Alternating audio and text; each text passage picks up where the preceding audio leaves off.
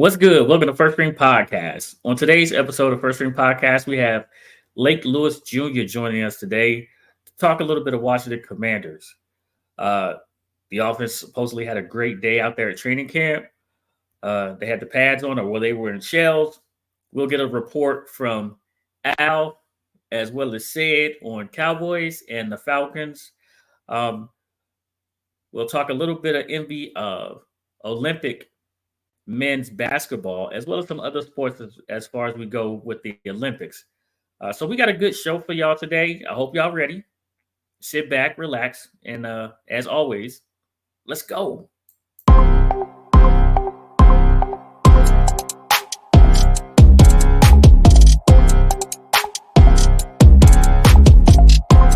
Artlist.io.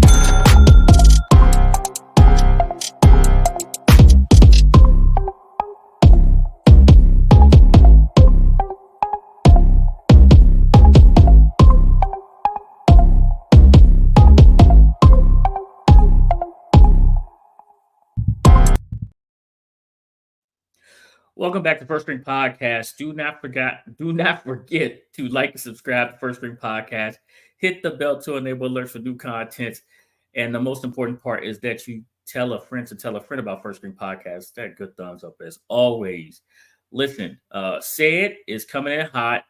Lady A is dealing with traffic, but Al is here right now, and we're waiting on Lake to join us here in a second as well. Al, how you been, man?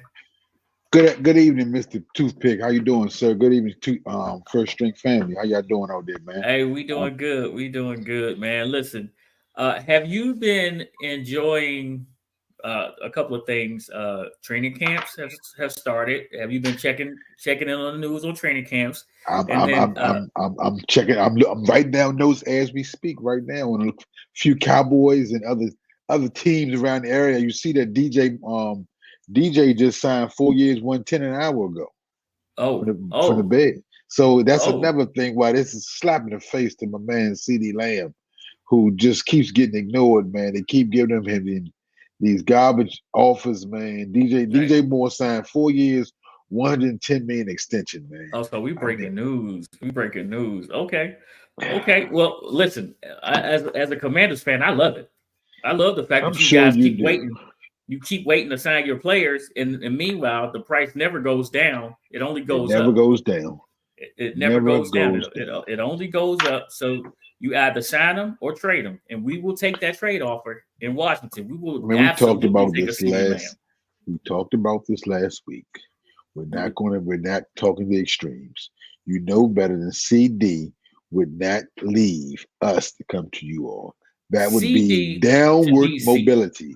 He does not believe in downward mobility. Okay, that will be upward because he played with another dog and Terry. CD to DC. Let's start that right now. Go and get that hashtag out there. Let me fix CD my camera, man. To DC. If y'all like it, go on say it loud and proud. Bruce Glass is in the building right now. Mr. Don is not here yet, but I'm sure he'll be checking in a little bit. Don should be checking in shortly, man. Yeah. So listen. I've been watching the Olympics. I have to, and it's been pretty good. I've even checked out some boxing, some of those sports I've been peeping in on. But the one that I looked in on that caught me by surprise, and I actually sat there for like maybe I don't know, an hour 45 minutes was the river, like the kayak river racing. Oh, well, them dudes is leading back. Go through the little wickets or whatever, man. They they fighting the rapids and everything like that. That one had me for a minute. I was like, man, these dudes. One dude flipped over in the joint, kept going, came back up to the top. He kept going. They really that core, those core muscles and strengths like that. You can see that they really do use those. So it had me going for a good little while. I did enjoy it. That's the exciting thing about the Olympics, man. It makes you a fan of every sport. That's one thing I found myself watching: mountain biking, ping pong, women's rugby. Did you get a chance to see that? Women's rugby, and the girl from I think it was South America, was somewhere. She was dogging it today, Slim. I mean, and it was one of the finals today. When I say dogging it, she looked better than some of the Redskin running backs. Oh, I'm sorry, Well, Commander running backs. Excuse me. well, Derrick Henry has been showing a picture of the girl for the USA stiff arm somebody else. He was like, "Oh yeah," he's like, "I like it." He said, "I like it. It's physical." You know, Yes. they like she getting into it. Them stiff arms that they be throwing, boy, they throwing people out the bar with them stiff arms. And I'm finally understanding rugby a little bit better because I never Yeah, watched it this much because it was always I know it was similar to football, but I never understood the whole. I know you the whole sitting in and in the scrums and the ball was just sitting there, but no yeah, one would grab it. But I'm getting the whole rules thing, the whole scoring thing. So I'm enjoying this whole Olympic experience, man, because like I said, I'm learning stuff. I'm finding new interests, man. And I mean, of course, I'm all team. It's easy to be the home team, all team USA. I've been watching up. I'm the swimming. I'm waiting for track and field. The Oh, basketball Saturday. spotting here and Saturday. there. Yeah, you know what I'm saying. So man, like I said, I'm hoping these next 2.5 weeks or that we have left, man, will be as good as this first opening few days, man. Definitely Yeah, enjoy it. well, Saturday is the starter. It kicks off track and field, and you know you got to be watching because they start off with the 100. You know, going through those quarterfinals. Al, so Right. you know how we feel about that, Yep. about track and field. So we got to get into that. And Katie Ledecky is like the further her race is, the better she is, and how she just Yes. dwarfs the competition Yes. when it comes to swimming. Like the sprints and everything, she might not be there, but when it comes to those distances and everything, yeah, you're not messing with Katie Ledecky. So pretty much, I really enjoyed that. And that's another thing I want to say because I was a little, like I said, I was a little ignorant to it. I was like, "Dang, Katie Ledecky getting the bronze, man." I was like, "She's falling off," but then I realized those weren't her races. She's Mm-mm. like I said, she's favored in the 1500 freestyle. Yep, That's a yep, mile of swimming. yep, yep, yep. That's a So I mile of got all swimming. the I got all the respect in the world for that, man. So like I said, but Look, she's a dog, you know how tough it was to get us to run a mile in track. So man. But I'm gonna tell you another thing these Olympics have done, man, has put in perspective how dominant and how much of the true when you put true great Olympic athletes, Michael Phelps has to be at the top, man. oh my goodness, Man, the 23 goals. Let's just not yes, even talk about the medals. 23 goals yes, yes. is I mean, you go across any sport, he has more gold medals than the majority of the teams in the Well, history. I mean, he's a goat. He is a goat. Literally, like yeah, nobody wanted to see that dude in the water. right. Like you didn't want to see him in the water, man. He was coming to get you. It didn't But to matter. be He's that dom, but that when we talk about all-time great athletes in their particular sport, not like the best athlete ever, but when I meaning in relation to your own sport, he right. has to be on the Mount Rushmore, man, for swimming. I mean, because no one technically, granted, they only get judged most of the time by every 4 years, even though they have world championships and things throughout the years. But I mean, in regards to Olympiads, man, I mean, he has to be numero uno from wherever. Then you got your Carl Lewis is right there on there as Yeah. well. But I mean, I've like I said, in learning and researching and things along those lines, man. Um, I knew Michael Phelps was a dog, but I ain't know he was the dog. I mean, he is the GOAT for real, man. So like I said, hats off to him, man. And like I said, I appreciate him supporting throughout, man. And he's been, like I said, been a face on a number of sports all over the place, man. It's been good to see him support USA, man. But like I said, this Olympics been a great watch, man, and enjoyed to watch my family, friends, and everybody. But let's get Yeah. going. Listen, my guy that I really want to say that has took me by storm at this Olympiad is Snoop. Snoop. That's my Snoop. dog, but I got to go ahead, man. Snoop is in Paris and he's doing his thing. Like he's such an icon. You know what I mean? He Like is, man. he's in Paris, just walking around the street, meeting people, taking selfies with people, just doing his thing. And NBC has embraced him. That's what I was about to say. Don't just talk about the fact that he's walking around doing his thing. He is being spotlighted by Yes. by the number one broadcast partner of the Olympics, and he's on with the lead commentators. Let's Yes. put that in perspective from Long Beach Yeah. gangster rapper, technically, or whatever you want, whatever they have, they want, which he was a rapper, but they want to call him a gangster rapper, to now at almost 50, oh, he's over 50 now, at 50 years old, being a spotlight lead commentator for NBC. Man, it just speaks volumes to how his career has evolved. I'm happy for Snoop. That's my dog, man. I'm proud he's doing this thing, man, and he's doing it his way. That's Yeah, another thing I appreciate. absolutely. Absolutely. He's enjoying his life. All right, so Leo, let's get into it. So all reports today that came out of the Commanders camp, which we're supposed to talk to Lake Lewis about, and it looks like Sid is joining us here in a little bit right Georgia now. in the Bulldogs in the building. Yeah, he's getting himself set up. We got Don in the building as well. It's not the last text I got. Nope. You better check again. The last one I got. Well, I ain't got time right now. Lady A called for a switcheroo. Lady A did call I'm for sorry, a switcheroo. Auntie A, as I call Auntie her A. now. She's Auntie A now. Auntie A, she called for the last minute check. She ran the check. She came to the line. She said, I didn't see that one. I ran. She said hot route. She said hot route. Let me see the mind pop up on here. Let me add that right quick. Okay, listen. So we're about to talk a little Commanders in training camp. Today was the first day that they said the offense actually looked good without a lot of setbacks, penalties, and things like that. They said Jaden Daniels looked good. He missed a couple of passes. I think he missed a deep shot to Terry. They said him and Terry came back. They talked about it, and then later on, when they had a chance to run that play or against that coverage or whatever again, boom, they connected for a touchdown. Now, with every good day, there's some things that go wrong, right? Absolutely. So B-Rob broke through the line off to a 60-yard run. Rookie cornerback Mikey Sandersteele chases him down and punches the ball out. Man. Now the defense, they call it a fumble. B-Rob got a little lackadaisical with it, so I'm pretty sure that he's going to get talked to in that running back room. Al, even in practice, and you break away, right? And you break away, and remember, the great running backs, they usually sprint about another 20 yards, even though they hear the whistle. To the box, not just 20 yards. To the box, baby. To the box, to the house, right? You keep going, but if that ball get punched out, is it considered a fumble? Are you going to hear about it in that room? You will always hear about it. That's called ball security. Number one job for a running back is ball security. When he doesn't have it, it's protection. But when he does have the ball security of any player, that's number one responsibility of any football player. Any running back coach will definitely ride you to the ground.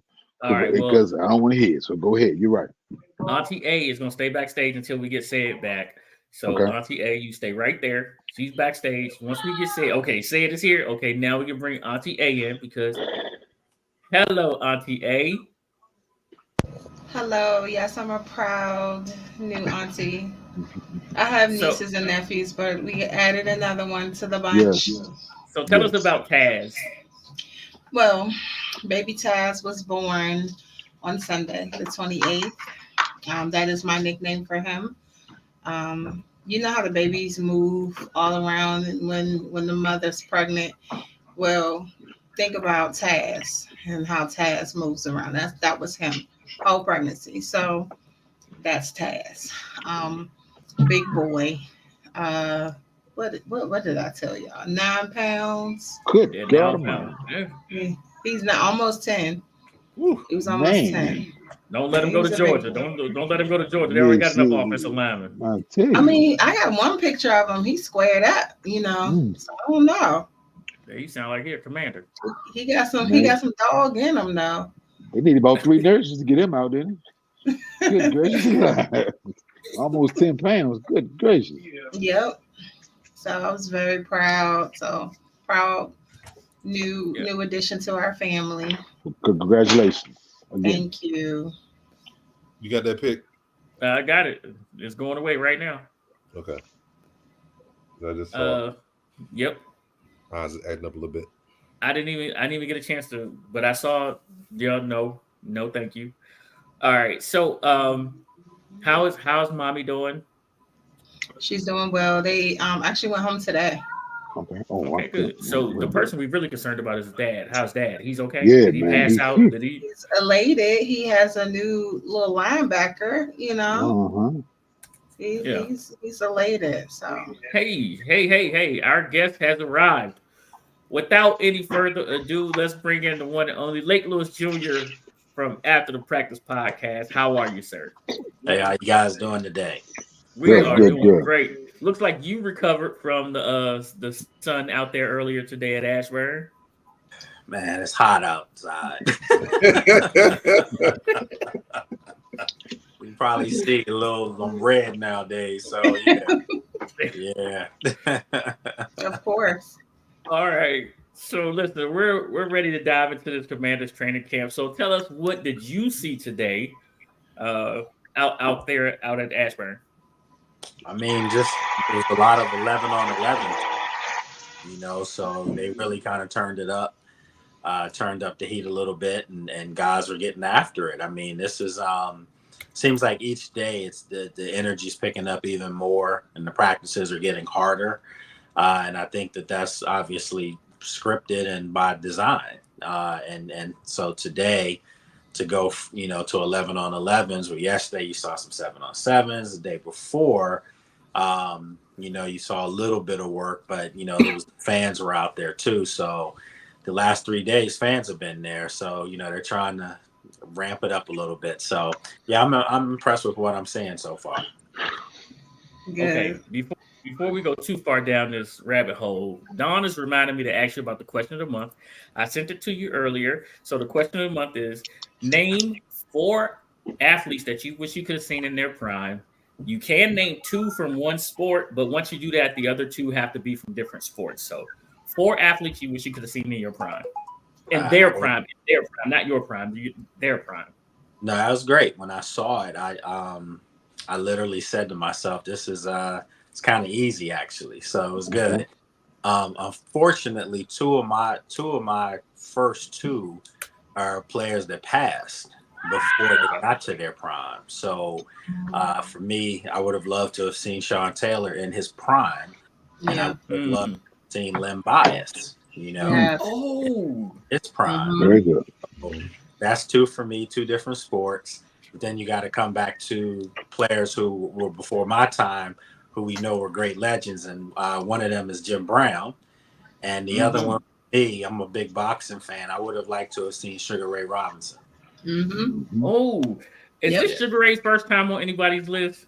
I hope so. Okay, so throughout this month, we've had some really good names. Len Bias is one that didn't come up, so that's awesome. Right. And nobody did say Sean Taylor as well. Jim Brown, he hit about 3 of our lists, I believe, and as well as some of our other guests that we've had. So you said it was an easy question, and I loved some of the answers that we've had because, I mean, I thought outside the box myself. I thought about Flojo, because imagine, like, we could see Worlds now, right? We could see those, but we missed her in the Worlds, and all of a sudden she just showed up to the Olympics for us. So I would have loved to seen her at her prime, and how many years of longevity she would have had just dominating the sport of track and field.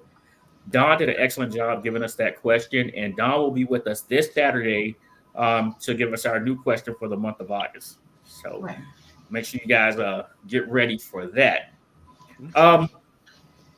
Who would you say has showed up and showing that they're ready to have a breakout season? I mean, the guy that just jumps off the charts is Brian Robinson Jr.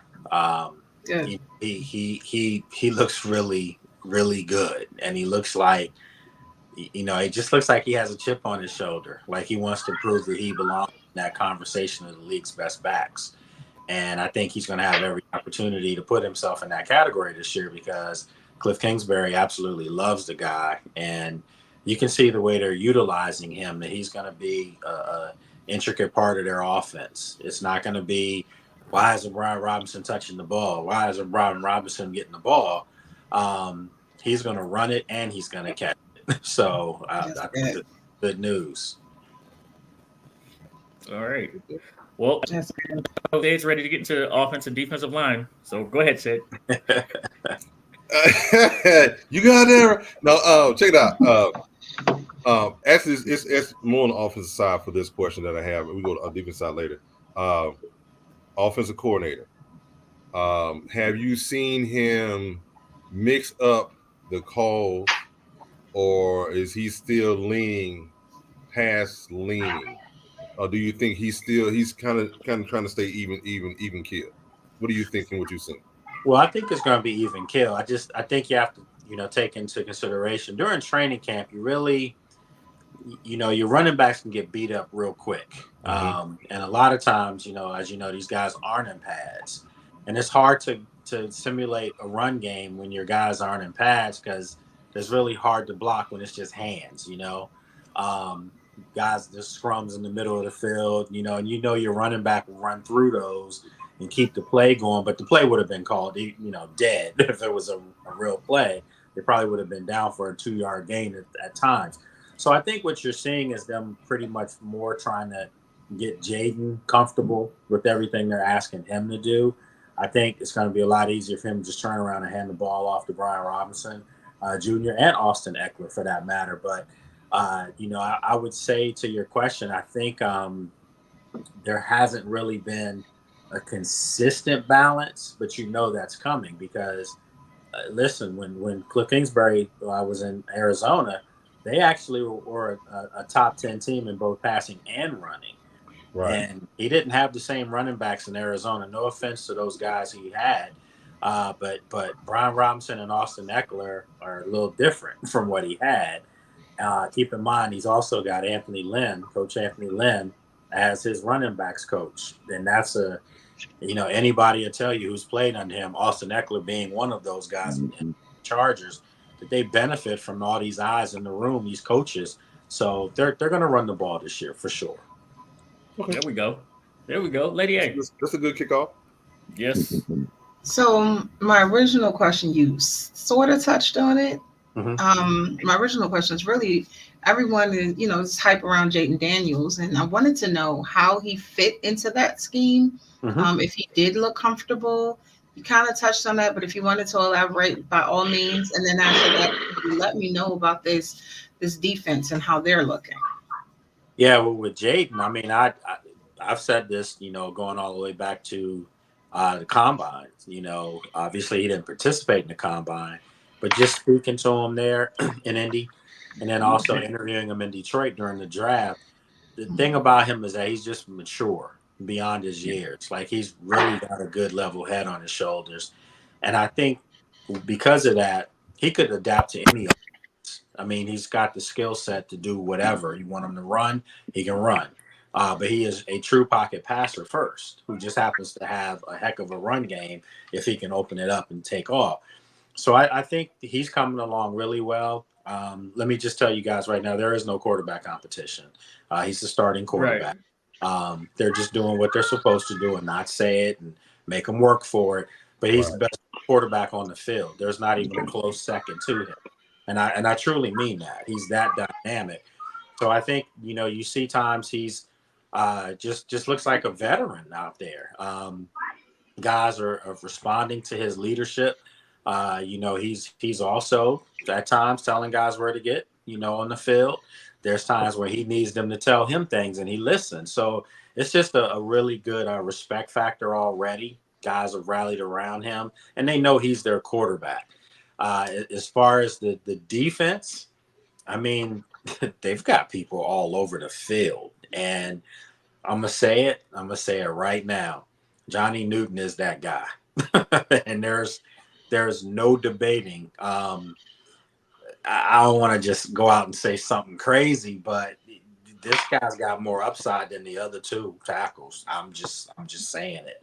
Can he play on the edge too? He can play wherever he wants. Yeah. And I mean that. Like, that's good. I at times envision him in a 4-3 package playing defensive end too. Guys, I mean, listen. Is he this player? No. But the closest thing I've seen to him, it's Aaron Donald. That's Stop. no. See. I was just talking to Anthony Armstrong earlier today, former wide receiver. We just had him on last Tuesday. Oh, Yeah. nice. Yeah. I was on. Was Wait, we just lost.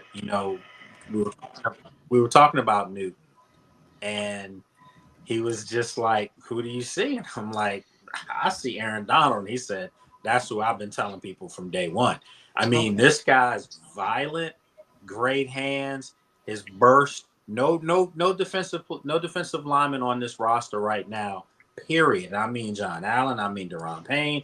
I mean Ridgeway. I mean you name it. As far as tackles, none of them have this guy's burst. It's special, and I think the fact that he was cleared and immediately was practicing full tilt. Like there was no easing in, years past we may have seen a guy on the sidelines chilling. No, he was in there getting busy. And Daryl Tapp is coaching these guys up. So another thing you guys should be excited about. Okay. I'd like to hear. Let me take this off so I can get an honest answer, man. I don't want to get any shaded answers. Think I'm getting information for the enemy.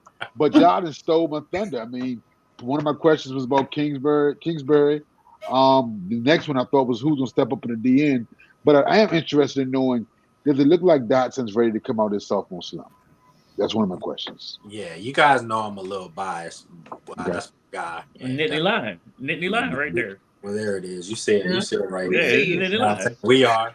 I mean, seriously, I think it's a travesty, honestly, for people to think that this guy can't play football. I mean, he's special, and he was special in college. He proved that consistently when they did not have a quarterback getting him the ball in college, and he still was putting up numbers. You saw his rookie campaign. He was putting up numbers, made, individual jaw-dropping plays that you hadn't really seen like that at that position in a while in Washington. So all of a sudden last year, rookie quarterback in Sam Howell, horrendous offensive line, and more importantly, coaching wasn't good. So it's just a recipe for disaster, but everybody looked bad last year. I mean, Terry McLaurin was dropping passes, and that's not saying that Terry's no good because we know he's great. But when you're in a situation like that where it's gloom and doom every week and you're not being coached properly, you're not being put in positions to excel, you're going to look bad. That's all of us. That's life. So for me, to see the way Cliff Kingsbury's using these guys and using Jahan in motion so that they're not getting jammed on the line and can't get off the line of scrimmage, multiple people in motion before plays. And to see Jahan working in space the way he has been, he's having a really good camp. And he's just quiet. He's not saying much. It's all workmanlike. So again, I think with him and Jaden and Terry, Luke McCaffrey, I mean, some of these other guys, I think you're gonna you're looking at modern football every day in practice now. Also, one more question, real quick. Also, I'm curious about how big, because it's a wild card, I think, for you all. Because I think I like the guy. How has Bobby Wagner's impact been out there in the practice field, man? I mean, I know he's a great off the field. He's been a legend, but does he gonna have the motor to make it through the whole season? Oh yeah, I mean, no question about it. I mean, that's the guy, that's the man, and immediatally for me, I'm saying it right now. He's the face of the Commanders overnight, just like that. That's what I'm saying. He's earned that right too, for what he's done. But people have to understand, it's not just Bobby Wagner signing and playing for Washington, getting a lot of money. It's none of that. It's coming to a system that he's ultra familiar with and was uber successful in with Dan Quinn. So there's familiarity there, and he sees the talent that this defense has. He sees a lot of young guys in the secondary that actually have talent. He sees a Frankie Louvu, who's a borderline Pro Bowler and could very well get his first Pro Bowl nod this year in DC. So he sees all these guys. He sees a guy that I'm telling people right now is taking Jamin Davis's job, and that's Aaron McGee. So I'm telling you guys, there's talent all over. So for Bobby Wagner, All he has to do is just come here and lead by example, and he's doing that. He's a guy that he's not a screamer or a yeller, but he definitely has guys knowing, okay, this didn't happen. He's showing them why. And guess what? Finally, there's a leader on this roster that guys can listen to because they've been there, they've done it. And he's not one of these rah-rah guys. He's just a workman-like guy. Not to stray on your question, but they have it on the other side of the ball too in Zach Ertz. He's the same exact way Bobby Wagner is. So Adam Peters and Dan Quinn knew exactly what they were doing, bringing those two guys in to help coach up, from a player's perspective on the field, a lot of these young players who have talent, but they need to believe what they're doing. And to hear from somebody like these guys, Bobby Wagner, I tell people if he quit playing tonight, he's a first ballot Hall of Famer still. Absolutely, so absolutely. You have to listen. We need him for at least that many years. 2 years. No. 2 years. That many. No. What you mean? No, Alvin, that's what he is. That many years. We got London. I'm gonna give him one good year with DQ, man. I'm gonna get him up out of there, man. We don't need nothing to get in the way. Jesse reminded me that we got London Fletcher at the same age, and look at what London did in the Redskins uniform. So if we get Bobby and he takes care of it, we take care of his body. He takes care of his body. We may get more than 2 out of him. If he's playing good. The only thing Bobby is, he and I were talking after practice on Sunday. Just was off to the side and with a good friend Candy Waller and Lou Holder, we were all just chopping it up. And I was like, "What's it like, on the East Coast, man?" And he was like, the hardest thing for him that he's had to adjust to is in football is the fact that he said he can't watch boxing matches at 7:00 like he did on the West Coast. He said, I can't even see stuff because it's like they come on at 11:00 midnight on the East Coast. He got me sleep, for practice. So so he said that's the only thing this adjustment is just getting used to, new time zone basically. Yeah, I can relate because we watch football at 1:00, right? Mm-hmm. Well, when I was stationed in the military on the West Coast, on the left coast, all the way up in Oak Harbor, Washington, football came on at 10. It was nothing like eating breakfast and watching. That's a beautiful thing. 1:00 kickoff. Sunday, man, football. Yeah, they were saying the Sunday night game or Monday Night Football. You know what I'm saying? Like you got to be home before traffic. Still have some of your evening left. Yeah. Not where I'm sitting. Exactly. My eyes open to finish the games. Right. So my next question goes to the new part of special teams, the kickoff, right? Because football is 3 phases. We know that. Kaz Allen is one that has a ton of speed, right? But we know that if it's just Kaz making it as a wide receiver, that ain't going to happen. Who else could we have back there possibly that has the speed, the ability to break something open on this new kickoff return? I mean, the kickoff job is Crowder's. I mean, it's Jamison Crowder's job. And I don't know, I'm not saying that because you're my guy, but that's not really a conversation to be had. It's Kaz Allen is auditioning. In my opinion, right. From somewhere else. Okay. They could very well, he's having a really good camp, by the way. So I don't want to just dismiss him outright as a receiver because he's made, in the red zone with Jaden Daniels. He's made some great plays for them in the red zone and on some touchdowns in practice. So he's having a really good camp. He's actually having probably a top 5 wide receiver camp. But I just think Jamison Crowder is just one of those guys that, wily veteran, takes care of his body. You saw last year the impact that he had when they, had him out there. Running back. Yeah, absolutely. And I teased him after he got walked down on the one. I'm drawing a blank on which team it was where he had the long punt return and got walked down. I want to say the Giants or maybe the Jets game. But anyway, after it was on the road because I talked to him afterward in the locker room and I was like, man, you the OG, but you got to take that to the house. You got to get back on that track.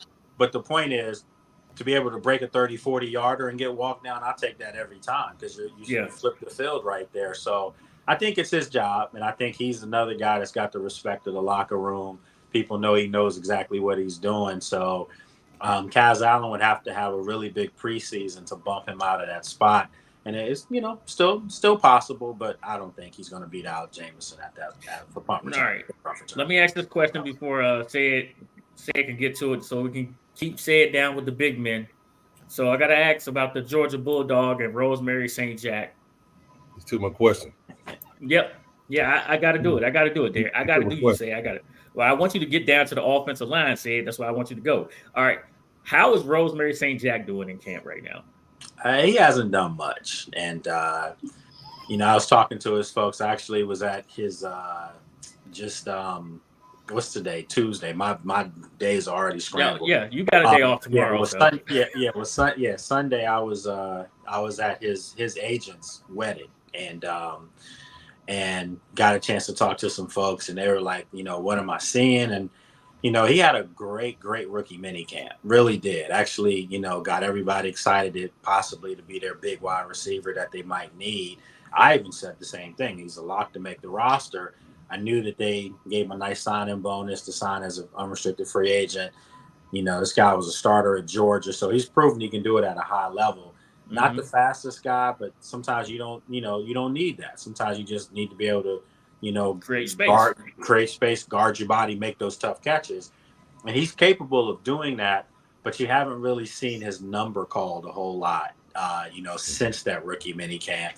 So it's either two sides of it. One could be they like him so much they know what they have, and they're trying to look at other people, or he just hasn't had his number called yet. And I think he's going to get opportunities, as training camp progresses. You see guys take some days off. You saw a couple of veterans today do that. So I think that's going to be the situation where he gets more looks. And then, of course, in preseason games, he's going to play a lot. And those are the games that you can make or break yourself. And I definitely think at worst he's guaranteed to be on their practice squad. But he's going to have to make some plays if he wants to be one of those 6 receivers that I think they'll keep. That's a good number. 6 is a good number. Okay, Sid. Well, 6 in a special team guy, so technically 7. 7. There you go. Well, he went to the University of Georgia, so special teams is in his heart. He had to do that when he was a starter at Georgia. Yeah, and you're going to need that on those. It is what it is. Those kickoff it's going to be crucial. Who's in the pudding is what we do out there. Don't forget the punt return. Don't forget the punt return as well. He really did take my question because I wanted to know how he was doing. Because I really thought, even without the speed, that he would have been drafted. He played well enough to be drafted by someone instead of being unsigned. I really did. That's why I'm actually want to keep up with him. Talk to me about the offensive line. Let's remember last year, game 1, day 1 in the NFL season. The last quarterback was sacked on the first play of the season. I mean, you made this up. Yeah, nah, you can't, man. So what are they doing to shore up the offensive line? Well, I mean, I from what I've seen, it's been efficient. It really has. It hasn't been, overpowering, but it hasn't been bad either. And, I think right now, Anthony asked me this earlier today, like, where am I going as far as those tackles right now? And I think right now you probably would have to pencil in Cornelius Lucas as your starting left tackle. And he's a veteran. I mean, he's a guy that I said last year should have been playing that position. He was their best option on their line to do it, and they just wouldn't go to him until the end of the year. And if you saw at the end of the year, he was capable of doing it. So we're talking about a guy that's got, 8 years in the league. I mean, that's a veteran that knows how to play football. And he's not going to be Trent Williams. He's not going to be, Smith, who's now in New York from Dallas. I mean, he's not going to be one of those type guys, but he's a big man. He's like a 6'6", 6'7" guy. And if he gets his hands on you, he can hold you up. The difference now, guys, with that offensive line, you don't need an offensive line to hold a block for 3 seconds. You just don't, because of who your quarterback is. Jayden Daniels, one thing you notice about him is he has quick reads. 2 seconds, the ball is gone regardless. They're pretty much making him not run the ball right now.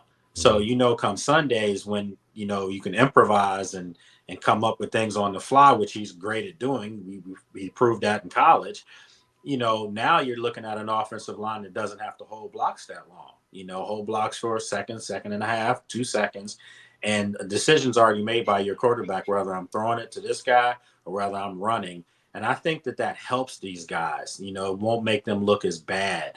And then on top of that, I think their coaching is really good. I mean, they have a modern offense. They have an offense that's quick time. They have an offense that does a lot of misdirection. They have an offense that gets the balls into the playmakers' hands and lets them do things. So therefore, I think the offensive line benefits from that. I told someone at this time last year, I gave the offensive line a grade of a 3, and it was like a 2.5 actually, but just say 3 for the sake of the show because I was killing that line. But now, if you ask me what grade I would give this offensive line from what I've seen so far, it's a 6.5, maybe even a 7. And I think that's okay, if you're Washington, to have a 6.5, 7 offensive line with the weapons that you have and a quarterback that could make you look a little better than maybe what you are. Hold on. That's a big jump, Lake, man. You give them a 6.5 or 7 before we even get to New York and go about what they're. I mean, it's a new offensive line. Let's be real. I know, but that's even more what I'm saying. The gelling, the come together, everything. Well, that's put it this way. Cosme's a Pro Bowler. He should have made the Pro Bowl last year. So that's one guy that you can count on at right guard. Okay, so you look at Tyler Biadasz, who's a new center, came over from the Cowboys. Really good communicator, has a nice synergy with Jaden right now as far as, coming up to the line, knowing what to do. So that's 2 guys right there. Cornelius Lucas is playing in a role that he's probably more comfortable in. So that's an upgraded left tackle, regardless if he's a Pro Bowler or not. He's not, but that's still an upgrade for him to be over there. And then you look at your right tackle, Andrew Wiley. Yeah, I mean, Andrew Wiley struggled last year, and the irony is that he was playing for Eric Bieniemy, who he, came from Kansas City with. But it was a train wreck. It really was. And I don't think Wiley was as bad as he looked last year. And I'm saying this, at some point, I think this year, if Cornelius Lucas is not your left tackle, and it's Coleman, then okay, you have that. But I literally think it's going to be Cornelius Lucas, and at some point, I think Coleman goes over to right tackle and plays. I mean, he could very well supplant Andrew Wiley to be your starting right tackle. And then, of course, at the other guard spot, you have a bunch of guys. You have Paul, you have Ricky Stromberg. You have a bunch of guys that you can, Trent Scott's another guy that's interchangeable. So they've got a lot of guys, and notice most of these names I named were guys that you weren't hearing last year. So so what you're saying is that this offensive line room has legit competition at it to make this roster this year. Oh, absolutely. I mean, if you tell me right now to definitely name my starting 5 linemen, I can't do that. I probably can give you 3, but one of them might not even be at that spot. So that's a good sign, because last year I couldn't give you more than 2 that were deserving to be a starter. So now, we're talking 5, 6 guys battling it out. You have the kid Dieter. I mean, there's a bunch of different guys that are starting to, make some plays here or there where you're like, who is that? Okay, that guy Stone, one of the defensive tackles in the middle, so now you're seeing that. The thing that's really interesting is last year and the year before, I came on your show and said the same thing. The offensive line was so bad, they couldn't get good practices in. Right. I mean, they couldn't get the ball hiked. I mean, get the quarterback to throw the ball because he was besieged with Lyman, Montez, and Chase last year during this time were wreaking havoc. And I remember telling people, either these guys are going to have monster years, or this offensive line is so bad it's making these guys look better than what they really were. Well, we know what that was. We know what the case was. Montez was good. Yeah, Montez was good. Montez should have never been traded, but that's a whole nother story. That is another story. So yeah, but that's what happened. It was so bad. The defense was killing these guys, and the defense got a false sense of hope, and they were trash too. So now now, you look at what's going on. They're having really balanced practices. You know, it's never been a situation where the defensive line is getting the better of the offensive line for 4 or 5 straight plays. That's not happening. I can assure you that. So they're able to really get some good work against each other and compete. The offensive line's making the defensive line better. The defensive line's making the offensive line better, which is what it should have been over the past 2 seasons, but it wasn't. Lady A. So this team is known for having a very lax environment. Can you tell us how this new coaching staff is running their camp? Is it more structure? Are they disciplined? Give us a little intake on that. Yeah, it's definitely different. You know, it's not Club J, and it's not, you know, boot camp with Ron Rivera. It's none of the above. It's a modern, structured setup. These guys know exactly what they're trying to accomplish every day. I've been so impressed with Dan Quinn from a communication standpoint. You know, he calls everyone in the media by their first name when he talks to you. When he talks to you, he talks to you with his hands. You know, look at his press conferences when you can. He's explaining things just like this every time. And, you know, Logan Paulson is a good friend of mine, and Logan played for him in Atlanta. And he was like, he's been like that.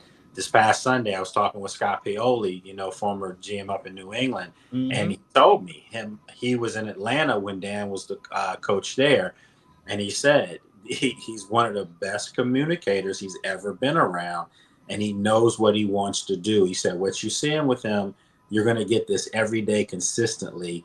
That's how he is. So, you know, just to see how they're going about their practices, they've been practicing for like an hour, 20 minutes. But it's like full energy for an hour, 20 minutes. No walking, you know, guys running between their breaks in their periods to get to the next one. And then just boom, it's like clockwork. And, you know, so he has this theory of not wanting these guys to be mentally shot, you know, mentally fatigued in their own practice. So as opposed to those 2-hour plus practices we saw with Rivera, you're seeing these guys an hour, 20 minutes, and no one's saying it's not enough. When they come off the field, you knew they're sweaty. You can tell that they had worked hard. So that's just a difference in how they're going about things. Is it Lady A or Al? I don't know. Which one y'all? I just asked my question, but Okay, it's okay. It's Al. Okay. He threw me off when he was talking about Dan Quinn. I know Al, William, and Mary, so it already had me going. Well, that's my man DQ. That's one good guy. But let me go to my favorite position, man. I mean, you kind of touched on it a little bit earlier. How do you see the mix with Austin Ekeler and Robinson? I mean, they're two different style running backs, but like you said, Anthony Lynn's being the running backs coach, and his guy coming from LA Chargers now. It's a good mix, and who else in that running back room do you see could be vying for that third position or even push for some of that playing time? Because I know with Kingsbury's offense, he's going to run a multiple of backs and keeping them fresh and doing different things with them. Yeah, I mean, it's a great question. I think the bulk of the running is going to be between those two guys. I mean, you have Jeremy McNichols, someone like that, who's a veteran that's there, possibly could be your third back. But I think that Ekeler and Brian Robinson Jr. are going to be the bell cows for them.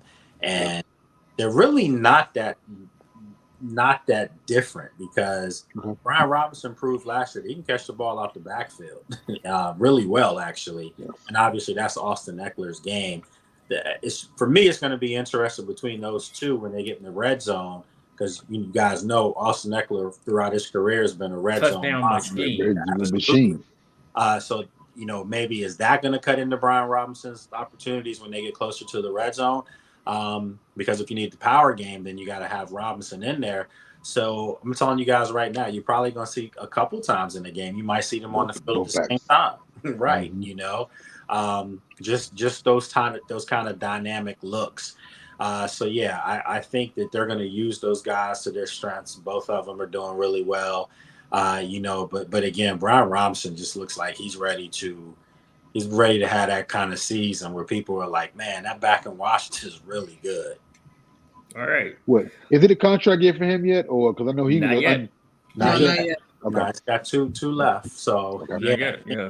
and you know, like for the guys like Brian Robinson and Terry McLaurin and Deron Payne and John Allen, who came from monsters out of college. You know, I could say Jahan too, you know, but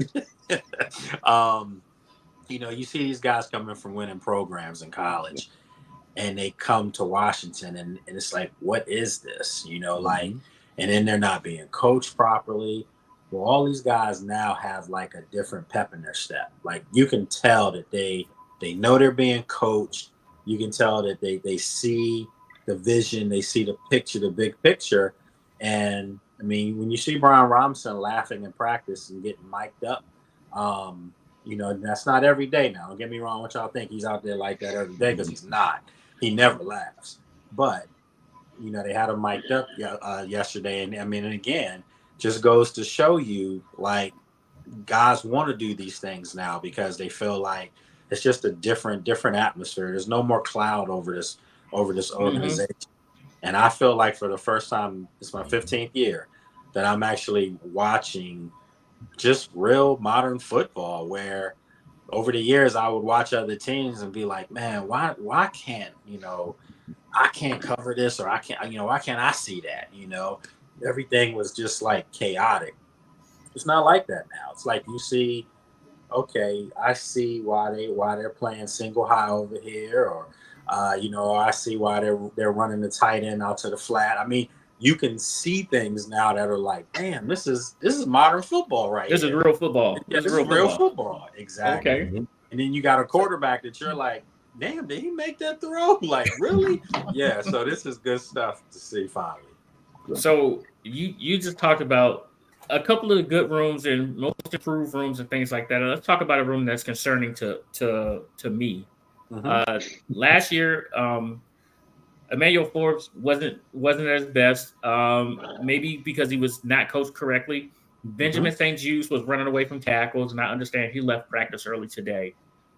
Are we looking at grabbing somebody else off of that's cut at cornerback, signing a free agent or something, or are these guys receiving the coaching that they need to perform this year?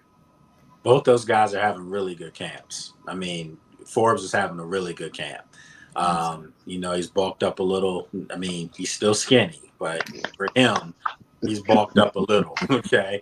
But, listen, hold on, Lake, please don't make sure no one gives that dude the name Toothpick, because that's me. All right. Oh my Okay. God! No, we don't man. need that. I Say mean, this point to me because I've been saying Toothpick, Yeah. if your name's Toothpick, this dude's name's Splinter. That I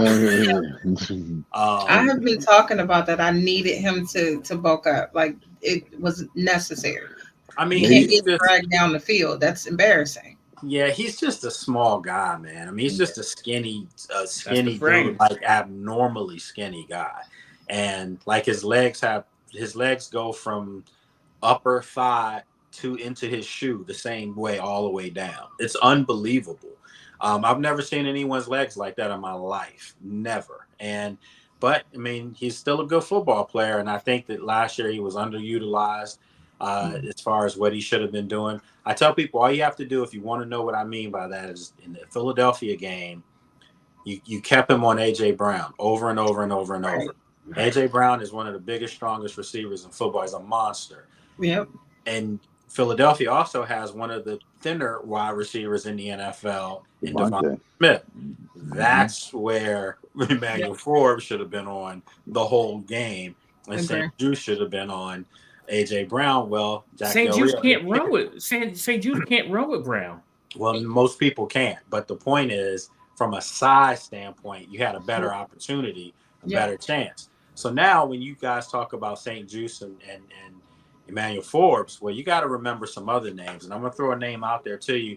Again, guys, I'm not saying it because of that behind me, but Tariq Castro-Fields is having a really, really good camp. He's getting some first-team reps at times, and he's a big, rangy, grabby type of corner. And those are the kind of corners that used to excel in Seattle and Dallas and Atlanta with Dan Quinn. So, and I think St. Juste fits the bill too. But then you have the other guys that people keep you know, you're not talking about Mikey Sainristil enough. I mean, he looks really good. So you have him in the slot.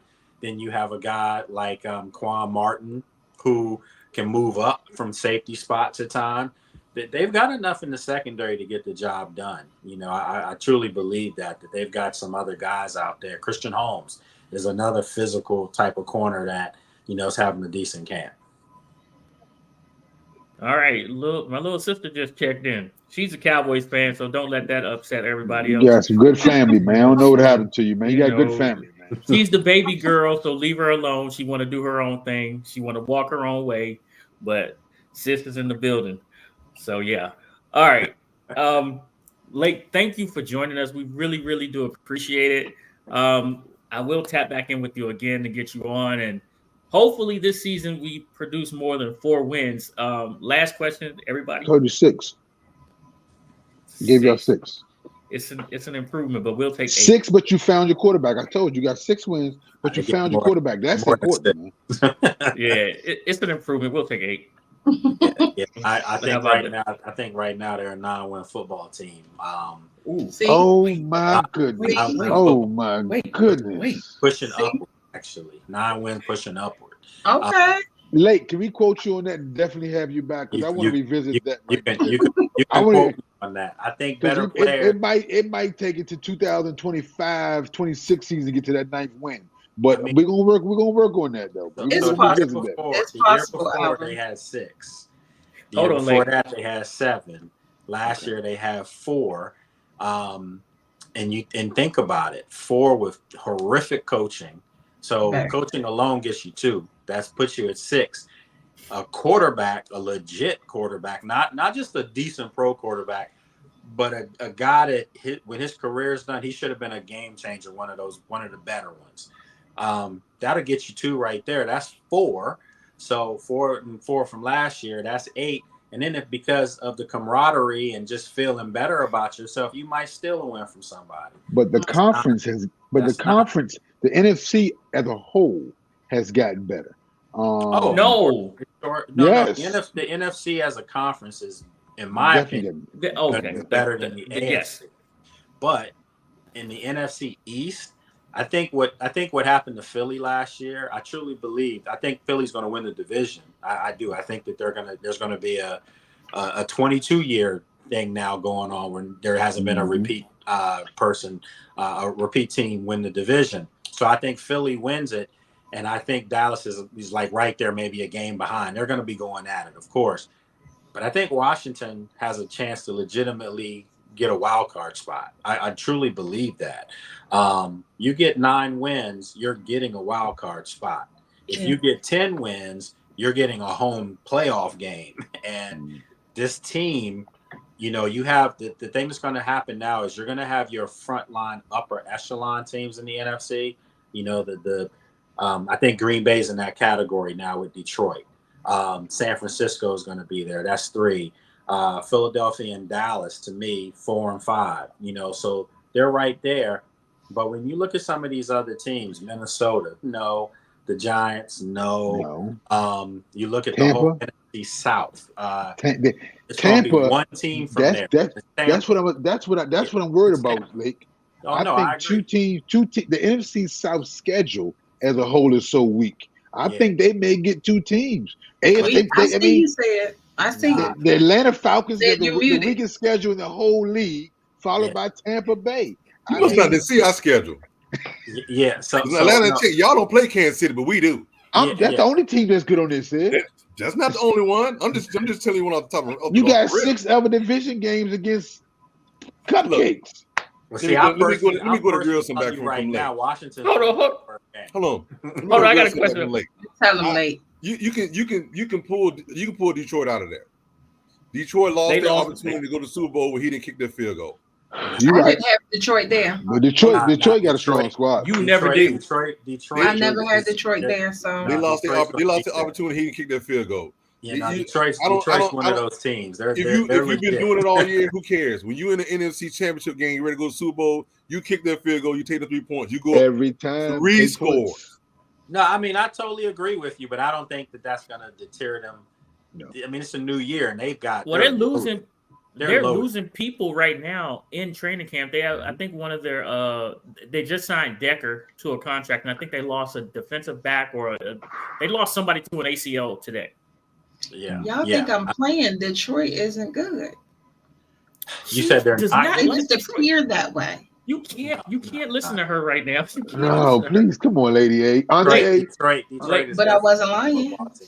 They're a good football team for sure. They're I a very good said football team. Detroit is not going. Detroit going to win this game. I said they're not. And what happened? Did they win? They got a solid offensive I didn't line. have They got predicted to win the game anyway, but I saying that think they're not a good football team, that's harsh. they have maybe, good, but they're not going to go. They can only go but so far. That's how they have maybe the best offensive line. They may have the best offensive line in the NFL, followed by a top 5 D line and a very good offense. I mean, and they improved their secondary. They did improve their secondary. And a coach is not going to let you let up. Right. So that's important. And they had a hell of a draft too. They drafted 2 corners. I mean, they're not going away. Trust me. I don't think so either. I'll be surprised if they do. Away. Something bring it back. The competition. Like my last question for you is: we play the AFC North. You know, Pittsburgh, Cincinnati, the Ravens, and Cleveland. Right?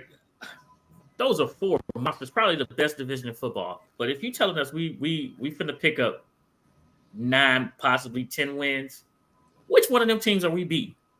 Pittsburgh. Pittsburgh is one that I would come off the top and say, out of all the other teams in the division, Pittsburgh. I don't see them beating Cleveland. I'm sorry. I mean in Cleveland. I see it's either Pittsburgh and Cleveland because I don't see them beating Baltimore. And I definitely don't see them going into Cincinnati in week 3 and beating them on Monday night. I don't see I will say you can catch Cincy early though. You know, Cincy is not a team that plays real early in the season. I mean, those are going to be barometer games. I mean, if you'll see how they are in their first game against Tampa, because Tampa's not a team to just totally sleep on. No, not at all. They're going to be a gritty football team, and I think Baker.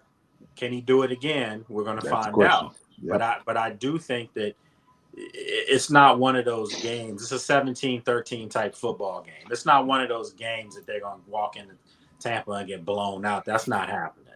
And remember, you have to understand they have a quarterback and a quarterback that you can't game plan for. So that's something that makes everything different for Washington now. I mean, no offense to Sam Howell or Wentz or Taylor Heineke, those guys weren't making anybody lose sleep at night at all. And now there's a guy that people are going to be like, did he make that throw? Is he really that fast? Yeah, he's really that fast. And I think that when they unleash him finally and not hide his running ability, which they're doing now on purpose, I'm telling you, man, it's going to catch some people off guard. All right, let's hope that he don't get the Sonic coins knocked out of him. Can I have one question? Listen, guys, today's game is most quarterbacks run the football now. Yes. They do. Even the white quarterbacks run. Let's just call it like it is. I mean, no one says Josh Allen runs too much, and he's the biggest target in the league running the football quarterback. Yeah. No one says, J.J. McCarthy, when he was at Michigan, he was making plays with his legs, but no one said that was a problem. They won the championship. Daniel Jones. Brock Purdy. Look at Brock Purdy. Brock Purdy runs the football at times. I think that people get so caught up in that. And to me, I hate it because it takes away, unfortunately, our God-given strengths. Right. We're dynamic, and I just don't want the Anthony Richardson effect, where you saw Trevor Lawrence tell Trevor Lawrence was like, "Hey man, get down, protect yourself." That was week 1 versus Jacksonville. Yep. He didn't even make it to week 4 before he was out for the season because he's so big. He thought he could handle it. Yeah. James not stupid. I mean, he's not going to run head on. Into someone. And I think a lot of times these guys are going to be looking at him from from his backside because he's going to be going away from him. And I So- think Daniel's a much better polished passer than Richardson is. So he's a true pocket quarterback.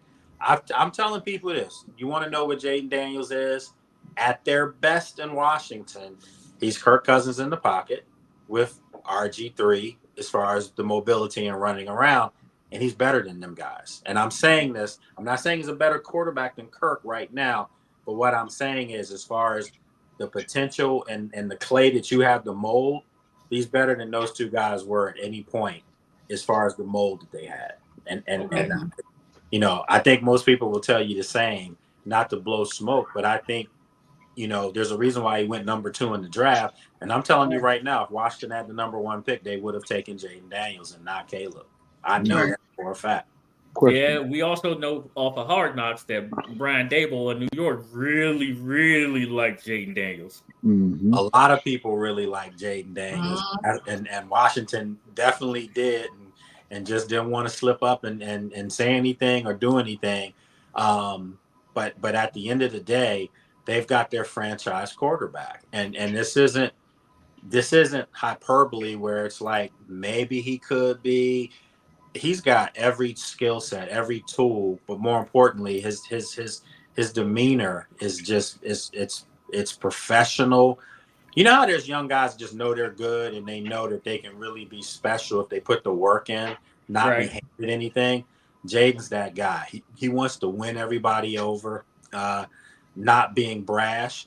I tell people all the time, he never looks at us on the sidelines. Never.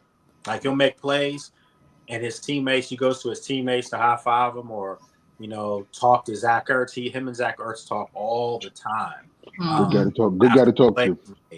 And he's listening to Zach Ertz. You know, he's listening to Terry McLaurin. That's what I'm talking about. But he's never looking at us on the sideline. Like, did you see the play I just made? It's none of that.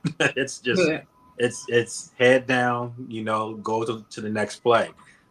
I'm uber impressed with the kid. I really am. All right.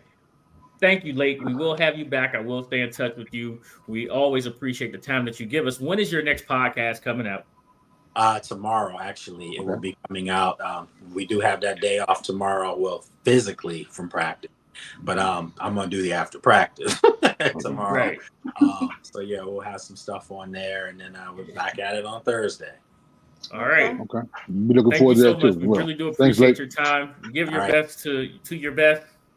I will. I told her she could come on, but they kept her at the station, so she leaves for Chicago for NABJ tomorrow. So you know, she's ripping and running until she gets ready. So yeah. All right.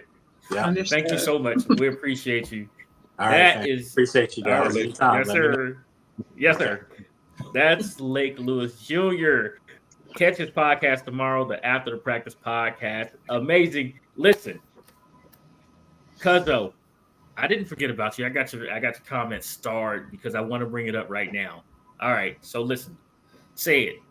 I need you to have my back with this one right here, okay? Oh my goodness. Cousin said Detroit is a very young team. Now, honestly, let's see if Goff can repeat what he did. Yep. Y'all are disrespecting Jared Goff. That's Lady A. That is Lady A. Go to the Super Bowl. Y'all know he is a Y'all want me to respond? Please do. Because I mean, first of all, because I was very disrespectful. That my cousin is nicer to Detroit than I am. Okay. I just feel like no matter how good Detroit will be, they have a limit, right? It's a max and it's a min, right? Mm-hmm. Okay. Right. So they are in between their max and their min. And I need y'all to understand that their max is not the big game. Can I ask Lady a question? Please. Lady, me too. Lady, they played 17 games last year, right? How many times did you pick Detroit to win? Never. There's a bias I'm hearing there. Go ahead, Pick. Never. What do you, hold up, lady? What do you have against Detroit, lady? We'll talk about that later. Oh, we'll talk about it. Okay. I'm about to say, but they're not good. Let's be real. When it comes to Detroit, you don't think Super Bowl team, right? You can't. I think potentially they have a Super Bowl quarterback. He's been there. But the team I'm is just not a saying they Super have Bowl a team. good offensive line, a good D line. They have solid wide receivers, a good running game, Yes, I and still they haven't got heard better. a Super And they Bowl got winning better in the team. secondary through the draft. I mean, I that's a still good, haven't and heard. they've been a constantly improving team, That's good. upwardly mobile every year for the last few years. And you didn't pick them Upwardly one mobile. time. Yes, That's right. yes. But you ain't say that they was going to the game and They had, and like said, they had San Francisco beat in that NFC Championship Correct. game, and it Correct. should have been a 3-score ball game. He kicked that field Look, goal, let me and say something. everything went downhill from Let me there. tell you something. It It did. seems It like did it's a indeed. curse on the team, and no, the curse is not me. Between them and then the Bills, I'm honest with it. I don't think that these teams are going to go and win. Now the Bills, they can go to the Super Bowl, but they're not going to win. If the Bills get there, they can win. Because that means Hold they on. probably went They through ain't Kansas do it City. before. Hold on. They in the I'm history just books for saying. going the I'm most just saying. times History back to can't. back and not History winning. has to change at some point. Hold on. Here we go. Hold on. Al, avert I'm your not eyes. listening to Michael Underwood, man. He's shooting shots, man, and it's okay. I don't mind that, Wow. man. Oh, Dak- better. Dak is a better than Kirk Dak. Cousins. Dak is another Kirk Cousins. They're similar. be real with you. They're similar. They're Dak similar. ain't Great. great. Dak is better than Kirk, but they're similar. They're great regular season quarterbacks, but Dak can play in prime time and Kirk can't. But like I said, Yep. but Dak needs to do better in the postseason. One thing about this, and I'll tell you all, we do this in the Cowboy breakdown of everyone. It doesn't matter what Dak does in the regular season. He could throw for 1,000 yards. He could throw for 5,000 yards. If we get to the playoffs, which I believe we will, that is when Dak's season for his contract, for his money, and determining whether Dak will be a Cowboy moving on in the future begins. And it can't end. And I don't want to see a close loss in the first game. It will only be by what Dak does in the playoffs. Simple as that.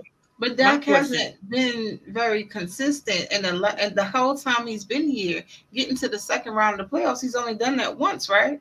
He's 2-5. He's 2-5 in his playoff career. Period. Okay. Hey, So- so my thing is, Yeah. does he have enough around him? Like, if you look at what It doesn't Houston matter, did- Pick. Wait. Pick, it doesn't matter no Wait. If you look at the Cowboy team, let's because I was gonna say what Houston's done, right? But Houston went out and got a couple more pieces for CJ Stroud. But if you look at the Cowboy teams in the past, right? They had Michael Irvin on one side, they had Alvin Harper on the other side, they had a good tight end, they had an all-world running back, right? Mhm. And they still had the best quarterback in the game in Troy Aikman. Dak doesn't have that many weapons. And don't get me wrong, he's not Patrick Mahomes, because Patrick Mahomes can have a tight end, one wide receiver, and they lean on their running game, and all of a sudden they got the best defense in the NFL, and they win in a Super Bowl. Okay. Dak needs help. He's not Patrick Mahomes. He's not Joe Brady. When He- Dak he's has Dak not- has had help He's throughout. not when Joe Dak Burrow. has had Pick. Has Dak he had has- enough? Dak help? had the Enough best team help. he's had in the last 3 years, last year. And what did Dak do? Turned the Wait, ball wait, over several. What? Besides CeeDee Lamb, who else can you say? You He had can't a say top that you're 5 running game. defense. You He can't had say a that you're top 5. No, he don't play defense. listen, He plays offense. I know, but it's a team Dak. game. It's a team It was game. But Dak. now the defense helps the Defense offense. helps. It was Dak. It was CeeDee Lamb on offense. You can't Uh-huh. say that you had a running back that you had the game plan for, because y'all running game was We was did, lost. we did, we. That's from play calling as well. But Dak had his most productive year ever, Pick. he So did, that has to throwing the account for ball something, right? to a legit number one wide receiver in CeeDee Lamb. And, where's your and a legit number second 2. option? Cooks was a legit number 2 last year. And Where's Gallup your was second option? Who's your Brandon second option? Cooks. Okay, Cooks so was so when they legitimate take second. when they take away And we had a CeeDee Lamb, solid tight end. And we had a solid tight end. Our passing game wasn't a problem. Dak threw for over 4,000 with 70% completion rate, Pick. 70%. So it wasn't that. But when you got to the playoffs, he went from a 102, 103 quarterback rating to a He choked. 65. because chokes in the it. playoffs, in the playoffs, when we all know this, and say it, correct me if I'm wrong, but when that calendar turns and that winter strikes, do you not need to run the ball? You Yeah. need to run the ball. So you Okay. telling me about this passing game that y'all have, which is all great I'm telling you about the before offense. the cold weather period. hits. We had, like I said, Pollard was. We were running. We did not put an emphasis on the run, and like I And said, the that's what you problem needed was, to do. and I understand that pick, but you can't change the stripes of the 17 games. We relied on Dak. Which is And why when number we 15 is back in the building in and we Dallas. relied on Dak to lead us, he didn't do that. And that's my thing. And I'm just telling you, this is why Jerry playing a real funny game with him right now. Yeah, he is. Jerry And I love it. CD's Jerry gonna come thought in. all he needed was Zeke. Well, no. Yeah, That's 15 what is in the Jerry building. thought. No, Jerry is telling Dak, if you want to be paid like a top quarterback, produce it. And that's what he's saying. That's true. Like I said, you look at Joe Burrow, it don't matter who's around him, who's hurt, they still list. He was hurt last year, and he's back now, and they're still listing him as a top, as a potential guy Bro, to go you to gonna the stop yelling at us. You gonna stop yelling at us. You keep putting these comments in here with these all caps, and I won't show them, bro. You stop yelling at us, man. Have some chat etiquette. Oh my goodness, this is man. But like I get it, but I'm just telling you, they're setting Dak up, man, to say you're gonna have to be the reason. And what I've said to you all the time, Dak is good, not great. I Mhm. believe it. He's a good quarterback, but he doesn't bring everybody up around him. He needs to be pushed up. And that and Jerry is saying, we want you to pull us up and prove So- it if you want the money. So they saying the same thing that the Giants are saying to Don't Daniel you say Jones. Daniel Jones. to Daniel Don't Jones you put right Dak now. and Daniel Jones in the same He's category. saying the same See, that's thing. being real disrespectful. See, that's you acting like Lady A with Detroit right now. See, you being real disrespectful. You being real disrespectful. You being real disrespectful. Hey, well, let's See. get back on track, okay? Please. Listen, we already hit questions that need to be answered. So now listen, we're gonna hit the roundabout, all right? Roundabouts, y'all know what they do. They slow you down, but they keep traffic moving. So let's enter the roundabout right now, and we're gonna come back to football. I promise you all that we're gonna come back to football. But for right now, we're gonna go to the Olympics. All right. I'm gonna start this thing off with men's basketball. Jason Tatum played as many minutes as I did. Is this a big deal or not a big deal? Who's that to? Jason Tatum playing 0 minutes, big deal or not a big deal? Ain't no big deal. Not a big deal. Lady A, big deal or not a big deal? Did they win? They Yep. won. Did they win? They That's won. the question. If they They won, won. then guess what that means? That it's not a big deal. Not a big deal. Kevin Yep. Durant came off the bench and was an instant microwave. Al, is this a big deal or not a big deal that Jason Tatum saw 0 minutes? It's not a big deal as long as they don't make it one.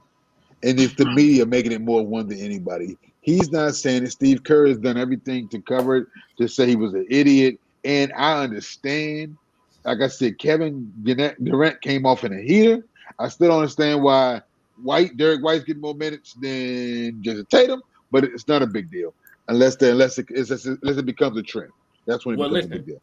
The next game is versus South Sudan, who they had a problem with, right? Because that South Sudan team is legit. So Okay, everybody get glued to that men's They're gonna basketball beat them by schedule. they're gonna beat them by 20. They need to beat them by 50. They need to beat them by 50. They're I'm gonna beat them saying. by 20. All right. Lady A, what you got? So let's give the medal count for the Olympics. Oh, I got it up. You got it up? Yeah. So we have 26 total. We have 4 gold, Mm-hmm. 11 silver, 11 bronze as of right now. We're number 6 right now. We're number 6. Japan is number 1. But that's because of the gold count, Yeah, the gold count. not total. We're kind of crushing when it comes to total. Oh yeah, we're way out in front when it comes to total, and I don't even know. Yeah, we're way out in front when it comes to total. Yeah, and then shout out to the women's team. They won gold for the team as a whole. The gymnastics team, right? Gymnastics team. Simone Biles, you guys know she was in the running as far as most Olympic medals, and I think she is now top spot. Not tied with anybody. She is top spot for the most of all time. No, not just gymnastics for athletes. No, she's it's gymnastics, but because Michael Phelps is far beyond everybody. He's 23 golds. Nobody's near that. Right. But she has like 30 world titles. Yeah. You mean world and Olympic? Yeah. Yeah. You've been right. Yeah. She's the GOAT. Yeah, she's the gymnastics GOAT. For gymnastics total, but as far as athletes are concerned, as for her medals for gymnastics and worlds and everything, she's more than anyone. All right, Bruce, you keep yelling at us too, man. Listen. Yeah, so she has 8 now. So she was tied for 7. She has 8 now, and it's probably more to come. What's with the all caps, everybody? Yes, and as my cousin stated, the men's got bronze. And there was some surreal moments in the men's because you know how they have that top spot. I want to say it was China. China was like in their top spot, and they messed up. And even though they were at the top spot, that last little round, I guess you would say. When they got on the pommel hoist, old boy took his glass. So Japan took gold. So definitely, if you guys aren't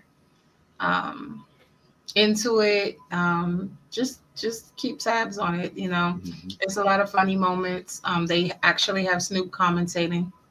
Yeah, we was talking about that earlier. We was talking about it earlier while you was coming in hot. Yeah, so Snoop is, but they do have, and people were asking why is it Snoop and Kevin Hart. Kevin Hart, I believe, is still doing some coverage.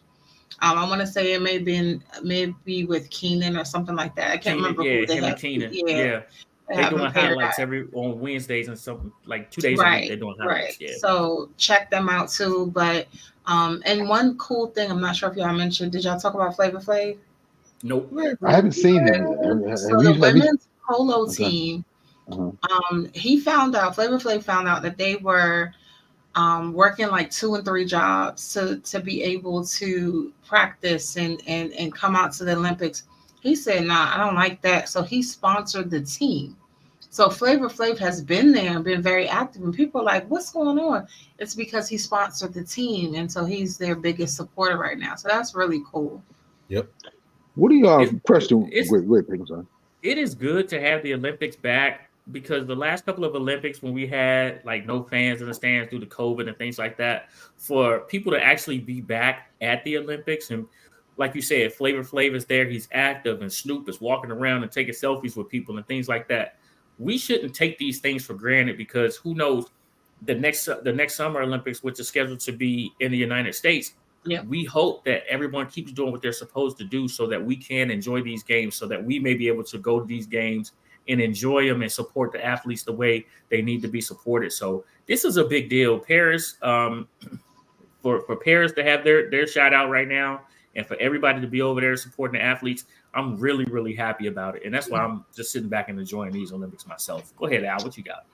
I was going to say, man, it's been a lot of hoopla talked about the amount of money that the U.S. does not pay the Olympians for winning gold. Like you have Olympic, so they win gold, they get $37,000 for winning gold, as opposed to like the other countries, like even China and Japan, when they get over $200,000 to their athletes for winning gold.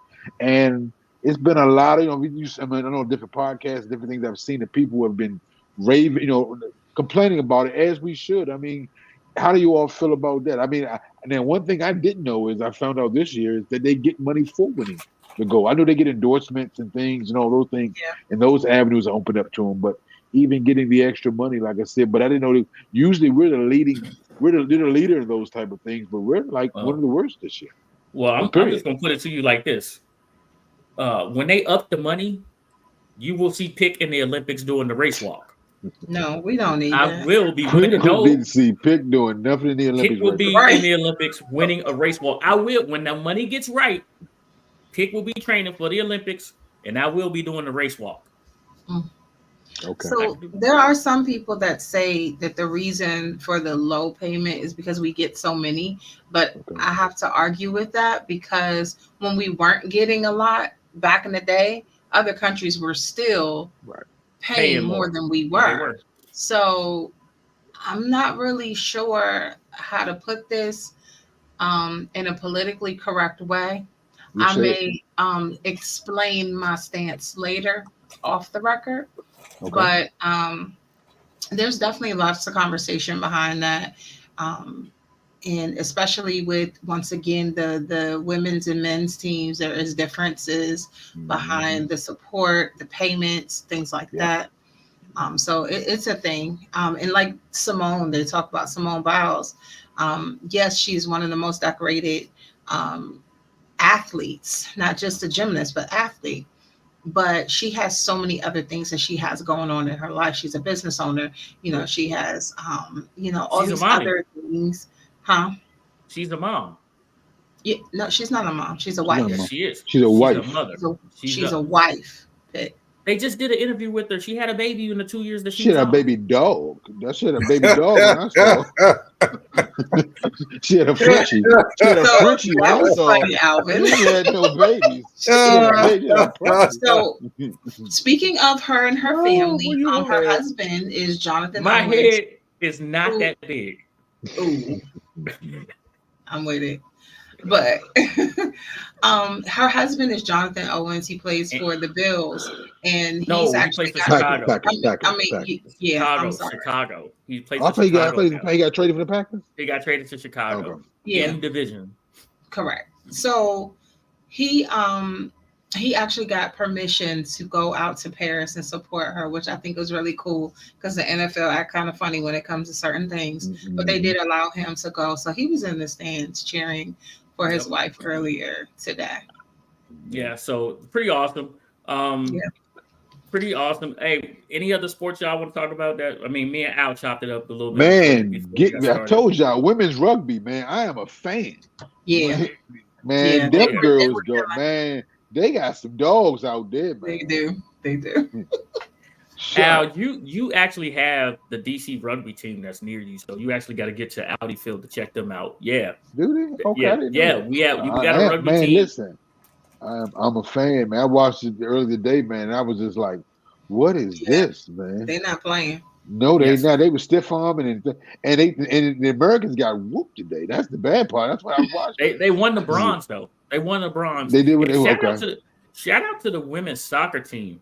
Dennis Rodman's daughter is on the U.S. women's soccer team as well. And the men's soccer. Well. Trinity. And the men's soccer, because they got blown out their first game and came out and won and played themselves back into second place and have moved on to the quarterfinals. So shout out to the men's soccer. Yep. Women and men's soccer. So they are rolling. Trinity's rolling. I really like that U.S. women's team, even though they lost a lot of experience.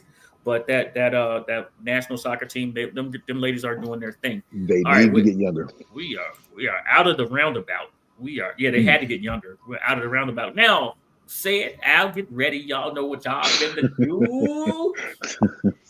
It's time to rep your squad. I know y'all done did y'all homework. Al, you up first. Let me give you the big box right now. I'm up first, man. Man, I'm gonna go into positive stuff, man, about them Dallas Cowboys, man. The positive things, Trayvon Diggs is off the PUP list, man.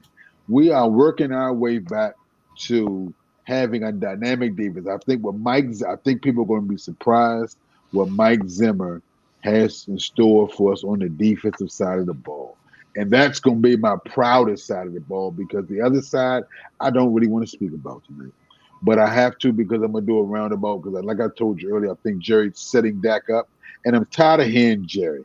Can somebody please put a muzzle on Jerry for me? Because he talks more, and then Dak is becoming like him and talking too much. But like I said, Trayvon is back. I think Bland, Trayvon, I wish we'd have kept Gilmore, but I'm positive that we're going to be back in the defense. I think it's a big year for Michael Parsons and our whole defensive side of the ball, because we're going to need them big time this year to carry us. And I think, like I said, so we'll have CD sign in about a week. I'm going to tell you, he's going to be right up under Justin Jefferson, because now that the DJ Moore has been signed today for 4 years, 110, it does not make sense that CD is not in camp. He's going to hamstring our offense by having this guy report in late. The chemistry is going to be bad, and then that's going to be all the reasons why we have a slow start, which we cannot afford. So positive things are the defense. The negative things are the offense as usual. Dak and that whole soap opera with Jerry. But we're going to have CD signed within a week. That's all I got. Hold on. Where's the hack? Oh, I'm sorry. He took it off. I took it off respect for Lake. Not the hat. Not the hat. The hack. Where's the hack? Oh, the hack. The The hack. hack. Where's the hack? Where Because the hack I, is. I swear the hack did something, but it didn't show up. Ooh. That's The funny. hack. Mm-hmm. What are you talking about? Because y'all stay trying to hack me. Got He it. was trying. He was trying. You're gonna learn today. You gonna learn today the hack is gone, huh? The hack is out of there. Okay, cool. Jay Black says, shout out to Women's Beast. Jay Black, you about to go in timeout. Man, he ain't lying. Dude, Women's Hey, beach hey, ball now. is a new favorite one too. Women's Beach Volleyball is pretty legit. Mhm. Man, women in bikini hitting balls and playing hard. That's never a bad Sir, see, I'm sorry. I'm No. sorry. where's the man? Mm, Says you in the box, man. You know what you gotta do. Rep your squad. mm. I gotta follow that. You gotta follow that. Man, you ain't getting no time to work that off, and nothing just gonna throw me out there. Shit. Yeah, you just switched it real fast. Oh, Get the hell out of the hot water. don't worry about it. This is gonna be quick. Ain't got too much today. The Falcons keep bringing in offensive linemen because they figured out now the offensive line is trash. Yeah, y'all did. They just not figured out where they passed over an excellent offensive tackle in the name of Maurice Mims instead of drafting a quarterback can't be on the field for at least 3 years. But hey, whatever. Anyway, defensively, Jared was back on the field. He was doing more work, coming off of that the ACL tear. He looks better. Enough about the Falcons. The University of Georgia has gone out there and kicked Riley in his face again at USC.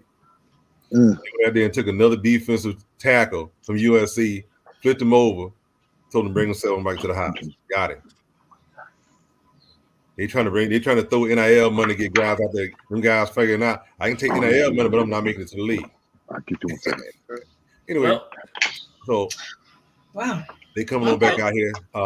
We got one more we should add. We're trying to get the number one overall defensive lineman for 2025. He makes his announcement in like a week, I believe. And it's down to 3 teams: Georgia, Miami, USC.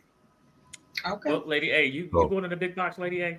So if you want to play without any restrictions, he's going to USC.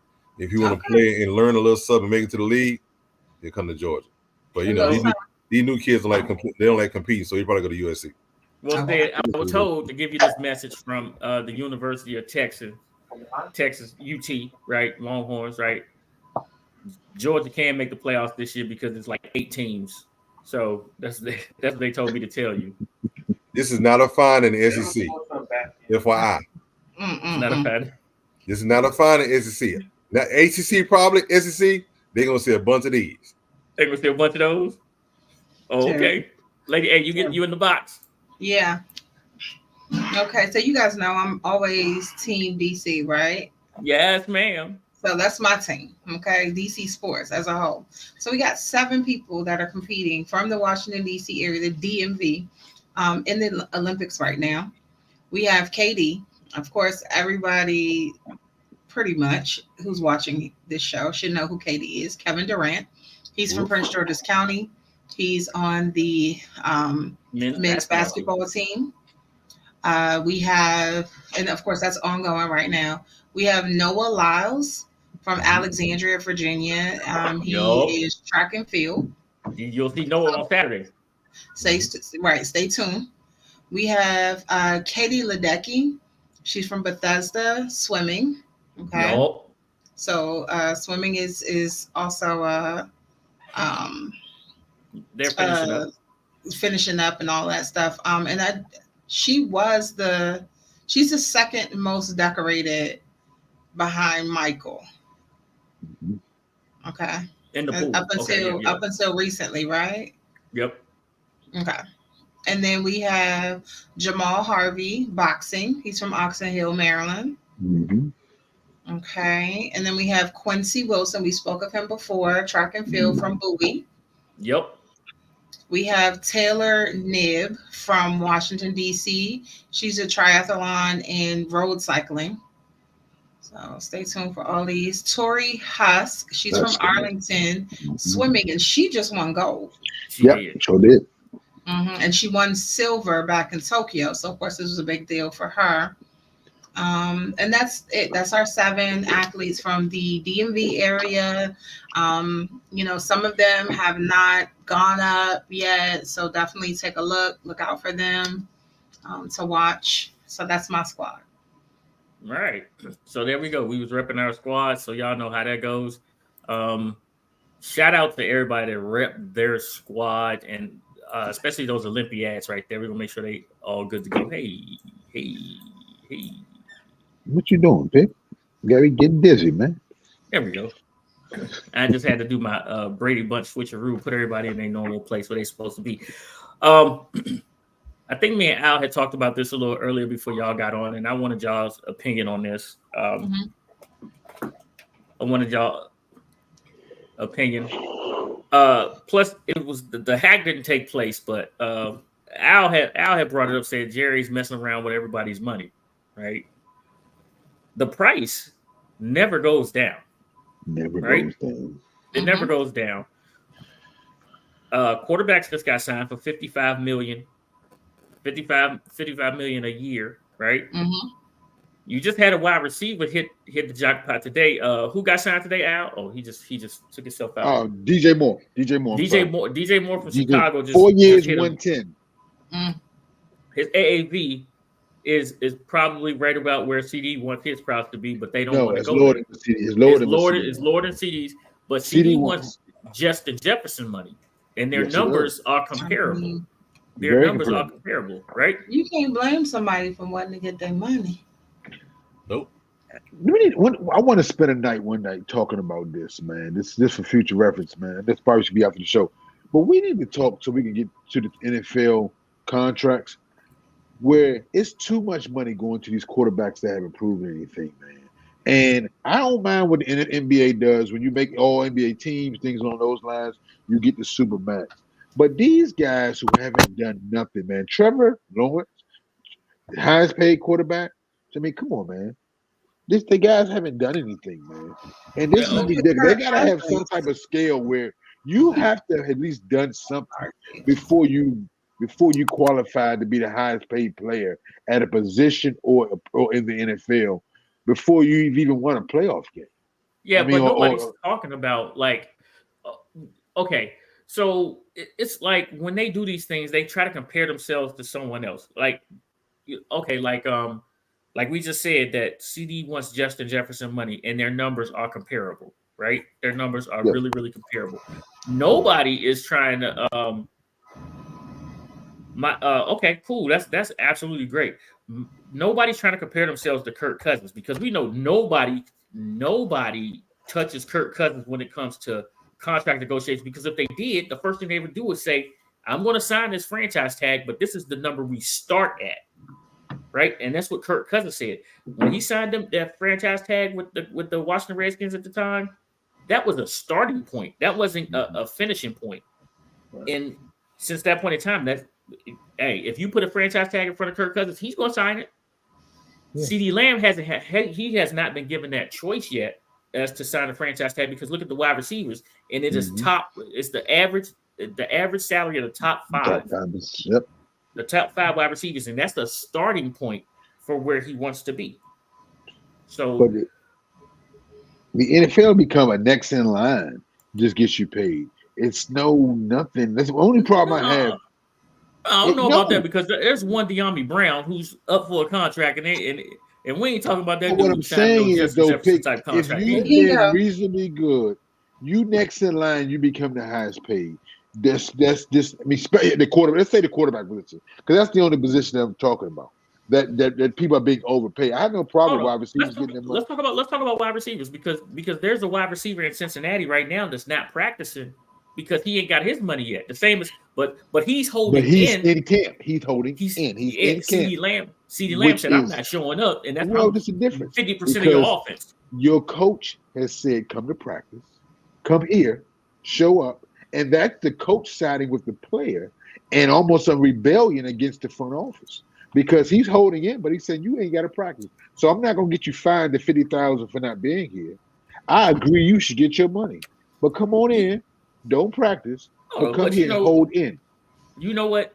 That coach needs CD Lamb in camp because, believe it or not, he's in a lame duck year as well. Okay, I got you, Sid. I just wanted your opinion on that. On that right there, Sid. What do you think, man? I mean, the contracts are what they are, man. Yeah. They'll slide them as they come. Jerry gonna be Jerry. He could mess around and get the most money out of all of them. It's unfortunate, but I mean, Jerry allowed to do that. But then again, he might be able to get into a sign and trade. I would have signed him by now personally, but CD to DC. CD to DC. I would have signed him already. I mean, he was the number one guy last year. I mean, what's the question? You know, what's the question with him? He was the number one guy on the team. What's the question? That's a good question. Say, what's the reason? He was the only one scoring touchdowns going down at the last 4-5 games of the season. What's the question? Everybody else was getting singles. He was getting doubles, and he was still scoring. What is he waiting on? Best offensive weapon. I'm just saying. You know, it's another team that they enjoy him. Let them trade him. Sign the trade. Yeah. All right. Sid, is it time to eat? Eat. It seemed like it. It's time to eat. Boy, he over here getting grumpy right now. Mm-hmm. All right, listen. We want to thank everybody for joining us again. Lake Lewis has his podcast come out tomorrow after practice podcast. So make sure you guys check that out. He's going to provide you with a lot of good information, like he always does with us as well.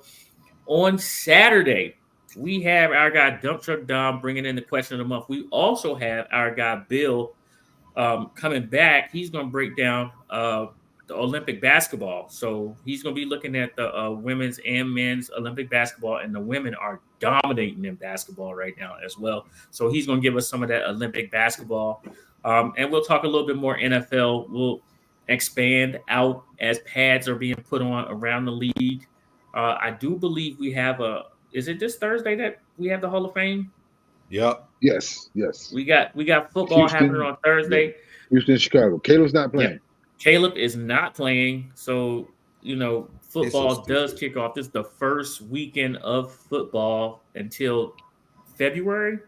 So there we go. We got a couple of weeks where we won't have any football anyway. But so make sure y'all tap in with us on Saturday to get this new question of the month. And you know, we always appreciate Dom providing that thought-provoking type things. So did we cover everything? Yeah. All right. Shout out to my son, United States Air Force. First Street Podcast, second to none. Come get some. Tell him, Sid. Dogs eat. Raise hell.